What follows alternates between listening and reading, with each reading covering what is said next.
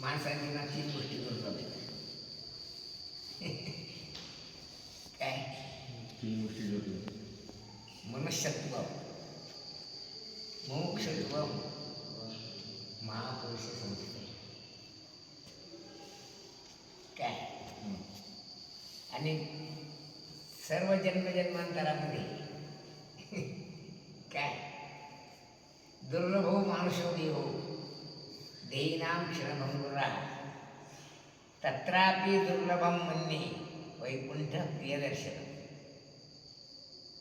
म्हणजे महापुरुषाचा संश्रय भेटणं हे अतिशय दुर्लभ आहे. म्हणून नारद सांगता मुख्य वस्तू महत् सेवा प्राप्य असं सांगतात.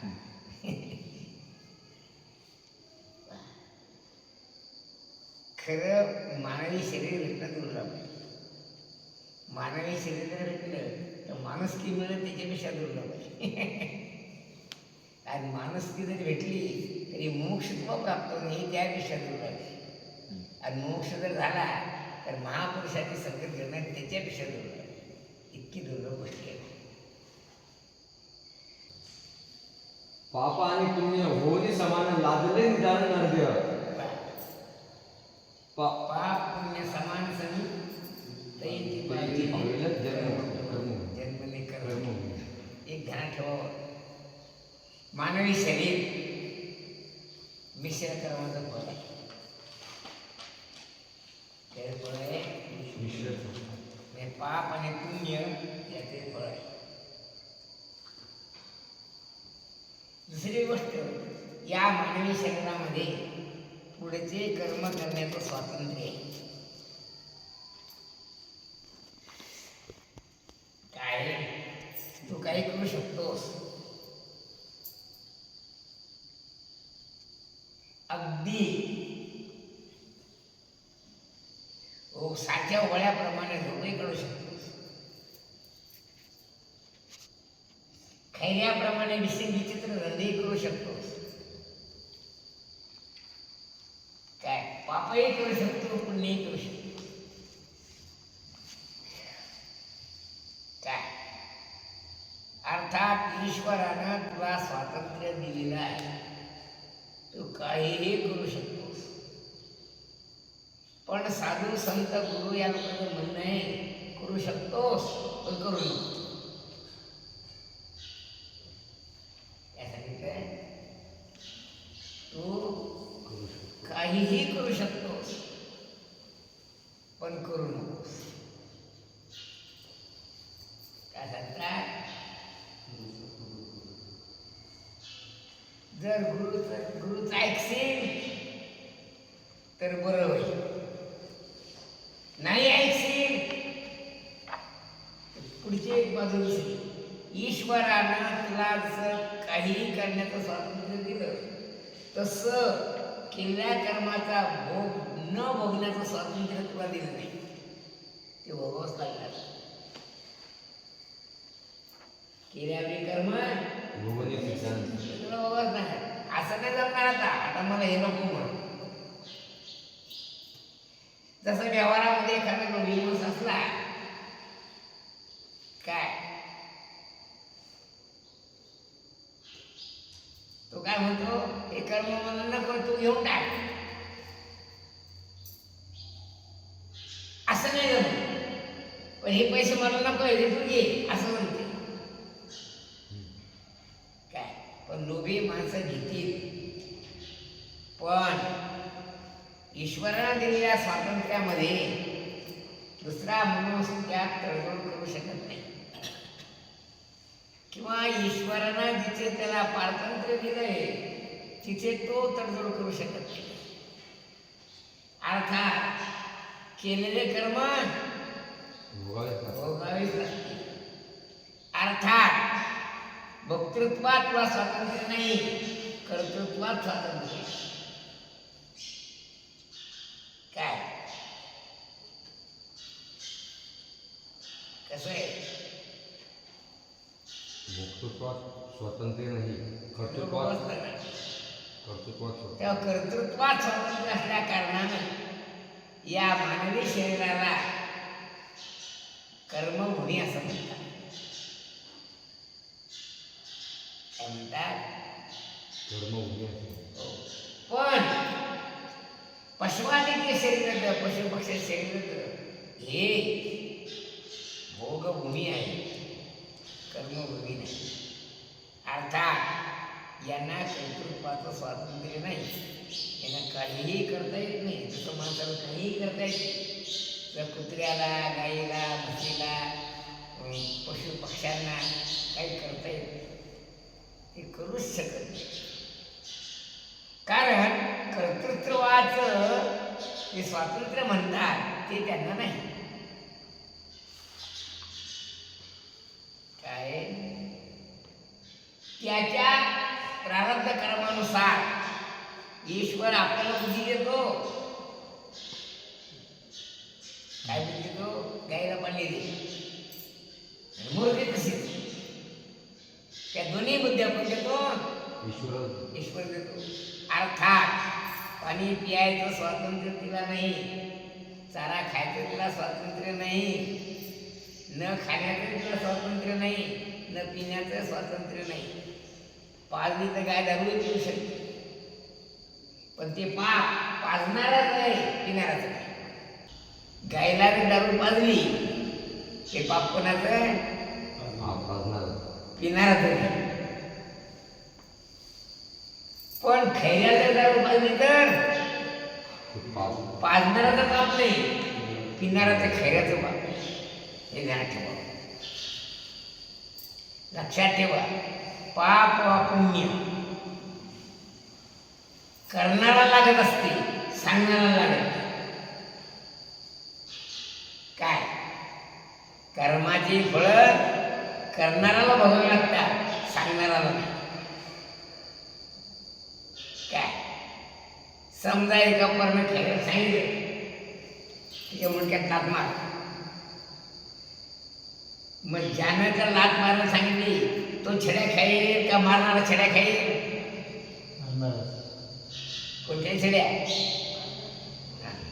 म्हणजे इथे कर्ता जो आहे तो कर्ता तिथे भक्त होतो. पण पशुआदित्याच्या बाबतीत तसं नाही. काय? करणारा भोगता होत नाही, मार खाणारा भोगता होतो. काय होतो? गायला मारणारा दुःख भोगत नाही, गाय दुःख भोगते. असं कसं आहे? अर्थात पशुआदिक शरीर हे भोगभूमी आहे आणि मानवी शरीर हे कर्मभूमी आहे. मानवी शरीर कर्माचं फळ आहे, म्हणून मानवी शरीर कर्म परतंत्र आहे. पशुआदिक शरीरामध्ये भोग पारतंत्र्य आहे, हे ध्यानात ठेवावं. बरं, जिथे जिथे पाप तिथे तिथे दुःख, जिथे जिथे पुण्य तिथे तिथे सुख. काय?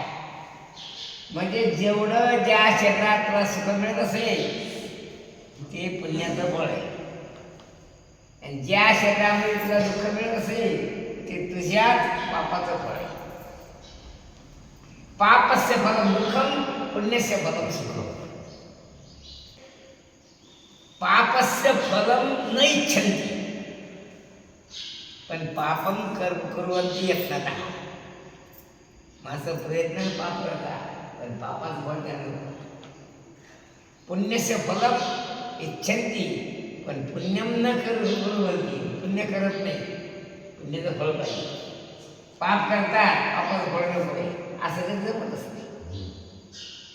तुला इच्छा नसली तरी, कारण इथे जो करताय तो भोगता होतो, असा नियम आहे. कसं आहे? जर सहज मोंड्याने खेळता खेळता मुळ्याच्या पोटात असा काटा असला तर ते फळ त्याला बघावंच लागतं. काय नाही? नाही बाबा आपलं काही गुन्हा नाही, मला सरकारनं 16 वर्षी शिक्षा दिली, गुन्हा नाही, आताच नाही, कधीच नाही. तू केलेला गुन्हा तुला माहीत नाही, का तू केला नाही?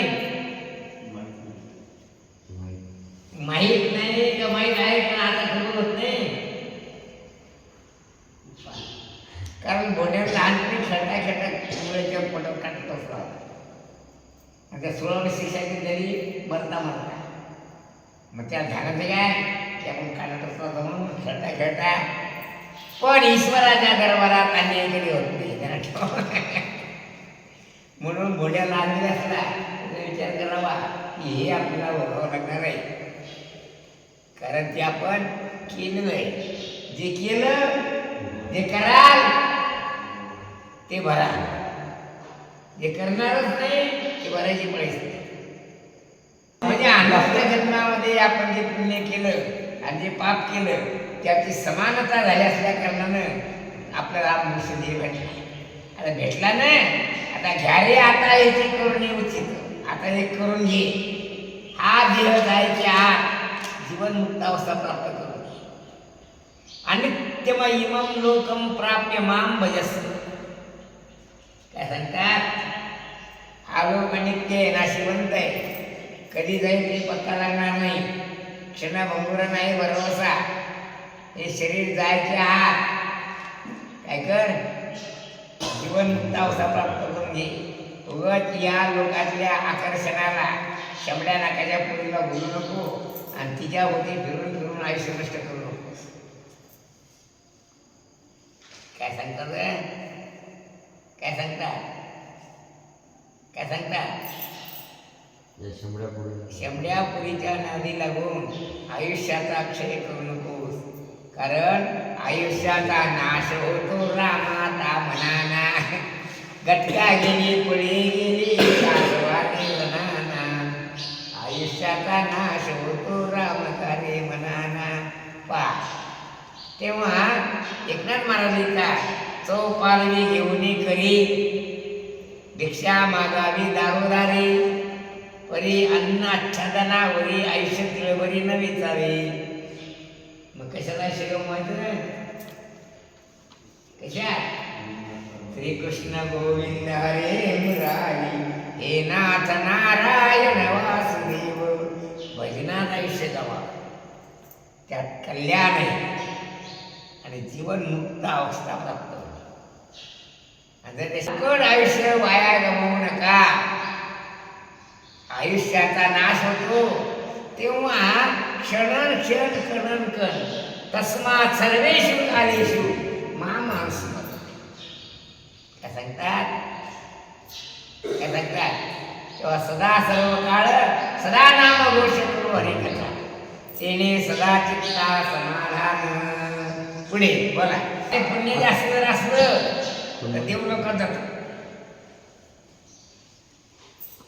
काय सांगतो?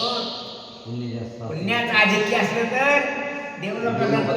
पापाचं आधिक्य असलं तर नाही, पशवादी जीव येणे जातो.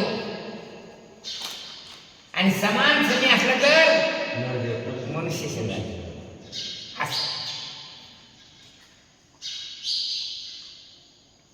पुढे म्हणजे पाहता देव जरी झाला काय तर अप्सराच्या नादी लागतो. कुत्रा जरी झाला तर कुत्रीच्या नादी लागतो. आणि माणूस जर झाला तर पुरीच्या नादी लागतो. त्याला भजनाचा नादच लागत नाही. काय करायचा? लक्षात ठेवा, हा माणसाचा देह पुन्हा भेटणार नाही. पुन्हा नाही तुझं पुन्हा भेटणार नाही. एकदा गेला की गेला की गेला. मग डुक्कर असेल, कुत्रा असेल, त्या तळ्यात बसेल बैल बुडबुड करत काय तुला गेला देवाने देवी दिला देह भजना गोमटा तर चांगला माणसाचं शरीर दिलं. तू त्याला योग्य विनय करून कशाचे आत मरायच्या हे शरीर जायचे आत तू जीवनमुक्त अवस्था प्राप्त करून घे. नाहीतर जर याच्यात चुकला तर तुला डुक्कर तर म्हणायची बिडू. पुढे काय तुकाराम महाराज असं लिहिलं, एकादशीच अन्नपान जे नरकळती भोजन स्वादविष्टे समान अधर्म जनते. काय कुत्र्याचे गिटकं खाण्याचं पुण्य त्याला प्राप्त. कोणाला एखाद्या दिवशी बिस्किट खाणाराला नाही म्हणे काय समजत नाही. खाण्याचं समजते काय समजत नाही काय. तुकाराम मला सांगा एकादशी दिवशी जे लोक खातात ते कुत्र्याचे गिटकं खायचं खातात त्याचे अन्न खात आधामध्ये ना ते एक ते अति आधी पुरुष आहे एकादशी खाणार. पुढे आपल्याला जसं की एखाद्या व्यक्तीला भरतेसारख्या मुलाला 500 रुपये सापडले आणि तो चिवडा आणण्याकरता गेला तर त्याला ते माहीत नसते की 500 म्हणजे रुपये त्यांना अमूल्य वस्तूचा दुरुपयोग केला. काय त्याला आता काय न मिळणारी वस्तू त्याला मिळाली पण मूर्खपणाने त्याला काय केलं दुरुपयोग केलं वया गमा. तसं न मिळणारा मनुष्य देव हा तुला भेटला तो केवळ भोगण्याकरताच खर्च केला. तू काय म्हणावं काय म्हणावं म्हणजे जे म्हणावं ते कमी पाहिजे असा अर्थ. श्री विठ्ठलाचे ध्यान नित्य धरीत राहा. नित्य म्हणजे सदा सर्व काळ. आपण म्हणतो ना ध्यानात ठेवून जरा म्हणजे काय ते पुढचे पोरं कदा काळा बघतात तसं म्हणतात ते काय कर ध्यानात ठेव तसं ध्यानात विठ्ठल ठेव. म्हणजे न विसरली तो त्याला विसरू नकोस. क्षणाक्षणाने काळ निघून जात आहे. शंकराचार्य सांगतात नलिनी गल्लगल्ल सलिलम तरलम तद्वदतीमतिशय चपलम विद्धिव्याद्य विमानग्रस्तम. नलिनी म्हणजे कमळी नदी पान. कमळीच्या पानावर पडलेला पाण्याचा थेंब किती वेळ थांबतो किती वेळ थांबतो थांबतच नाही. तद्वद्दी त्याप्रमाणे हे आयुष्य अतिशय चपळ आहे. पारियाचा रवा घेता भूमीवरील अगं तुम्ही पाला सांगला असं तुम्ही ऐकू पाला कधी मी नाही पाहिला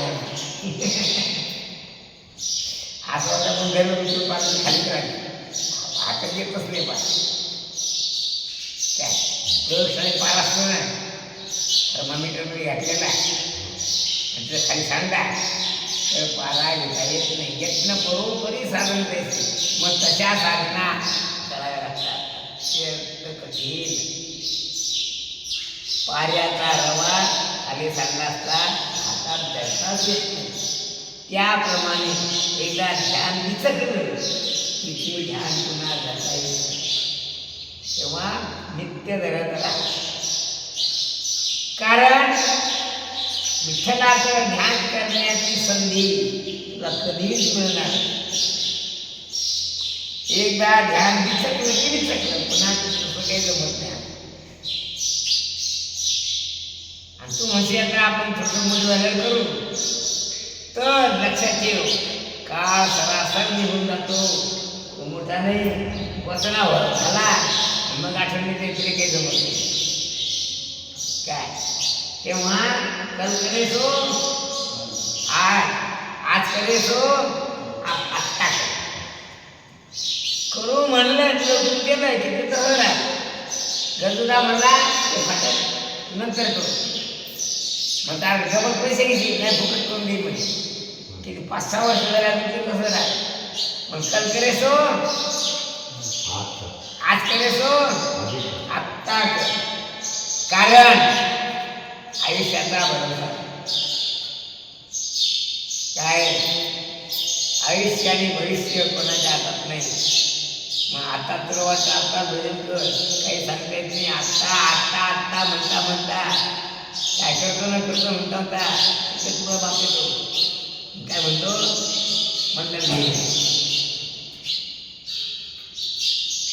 खैऱ्या मोटरसायकलवर बसला आणि जाण्यापासून पुढे गेला सायकल झाली उलटी मोडली खैऱ्याची मान लागेच मला काय सांगता येते काय मग कधी करशील?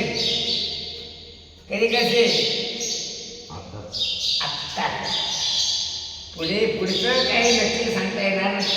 पुढे होईल असं नाही सांगता येणार, नाही होईल असं नाही सांगता येणार. तेव्हा करशील तर आत्ताच. पुढे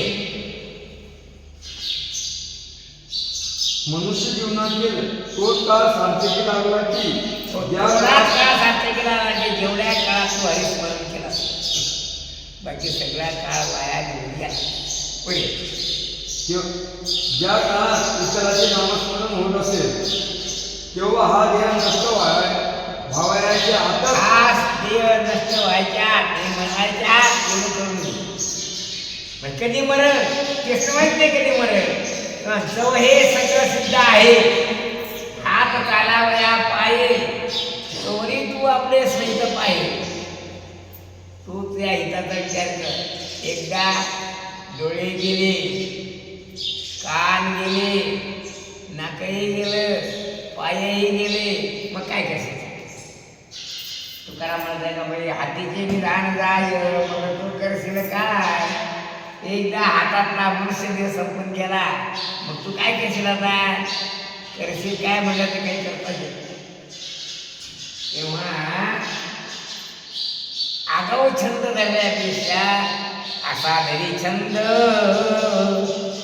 जायत तो भवबंद. छंद लागला मार्कंड्याला, छंद लागला पितळीला, सप्तसागर शोषित केला, मार्कंड्याने यमाट दिला, चालला मंद असा घरी छंद जायत तो भवबंद.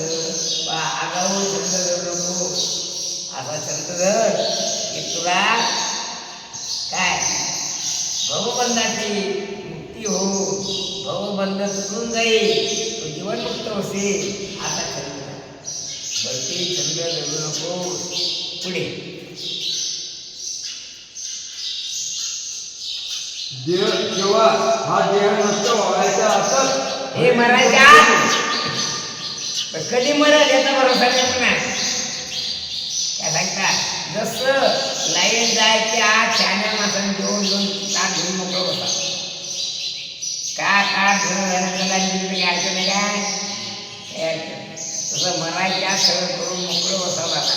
जीवनमुक्त अवस्थेमध्ये राहा, गेली तरी चालते, नाही गेली चालते. असं पुढे हरिचिंतन करून कृतार्थ होऊन जावे. काळाने लहान मोठे थोडथोड भक्षण केलेले आहे. लहान खाली मोठे काय काय जिथे कोणी ठेवलं नाही, उपगले गेले ऐसे किती मोठे मोठे लोक मनमोहन सिंग सारखे काळ खाऊन टाकले. आता गेला मनमोहन सिंग काय झालं? इथे कोणी नाही उरले, अवघे काळे उरले. असो रंग आता वाढावं त्याच्यावर भेदभाव नाही, त्याच्या मापात आणायचं खाऊनच टाक. तेव्हा उद्या करू म्हणण्यापेक्षा आता कर, कारण उद्याचा भरोसा तूच राहशील आणि टाकणार. पुढे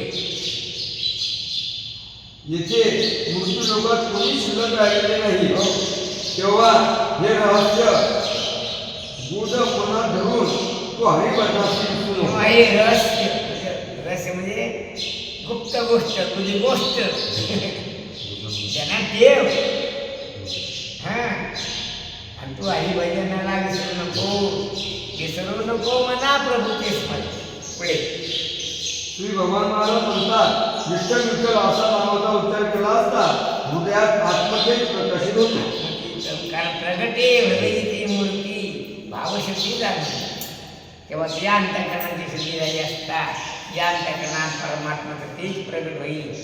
वाढेल हे तेज भगवंताच्या अंगी, कोशी सर्व संगी व्यस्त तू असं पाप असले ते मिळाले.